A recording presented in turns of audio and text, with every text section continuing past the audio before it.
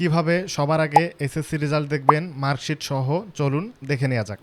SSC result দেখার জন্য সর্বপ্রথম আমাদের ফোন অথবা কম্পিউটার থেকে সরাসরি যে কোনো একটি ব্রাউজারে প্রবেশ করে সার্চ বারে গিয়ে লিখতে হবে WEB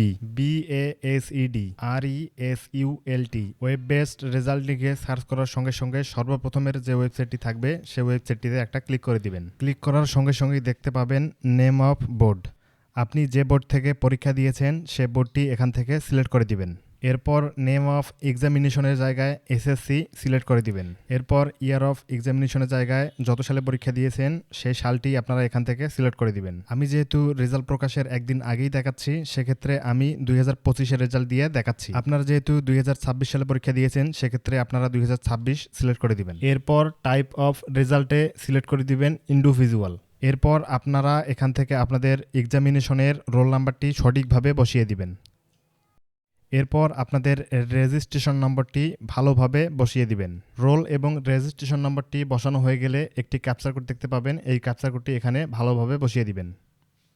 ক্যাপচা কোডটি বসানো হয়ে গেলে এখান থেকে ভিউ রেজাল্টে ক্লিক করে দিবেন। ভিউ রেজাল্টে ক্লিক করার সঙ্গে সঙ্গেই দেখতে পাবেন আপনার কাঙ্ক্ষিত রেজাল্টটি চলে এসেছে। এখানে অনেকের প্রশ্ন থাকতে পারে, ভাইয়া মার্কশিট সহ রেজাল্ট দেখার কথা ছিল, কিন্তু এখানে মার্কশিট সহ নেই। এর কারণ হতে পারে আপনাদের প্রতিটি বিষয়ের যে নম্বর থাকে সেই নম্বরগুলো এখানে এখনও আপলোড করা হয়নি।